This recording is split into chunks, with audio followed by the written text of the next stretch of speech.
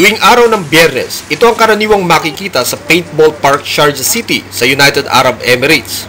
Umaatikabong bakbakan ng mahigit 100 Pilipinong naglalaro ng barilan. Ito ay mas kilala sa tawag na Airsoft War Games. Isang kilalang grupo ng organisasyong ito ay ang 2454. Silang lahat ay mga Pilipino at karamihan sa kanila ay nagtatrabaho sa medical section ng Dubai Police.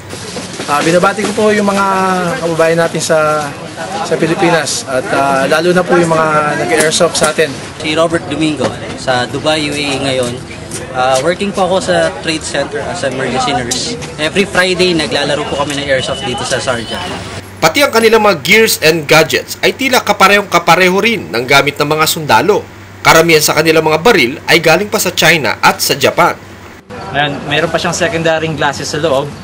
Tapos as you can see, ang other safety protection includes elbow pads kasi gapangan din ng laban, knee pads. Kung naglalaro po kayo ng airsoft din sa Pilipinas, dito meron din pong laro dito ng airsoft. Salamat po. Well, basically parang ganun din sa Pilipinas, no? Inadapt lang natin yung game sa Pilipinas. Well, mostly sa atin dito kasi nahiwalay tayo sa ating mga relatives and friends sa Pinas.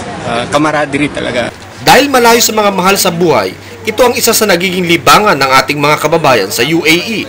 Mas maigi na raw ito kaysa mahulog sa iba't ibang bisyo at nagiging daan na rin ng pagkakaisa ng ating mga kababayan. Mula sa Sharjah, United Arab Emirates, Tony Santos nag-uulat para sa UNTV News Worldwide at ito ang balita.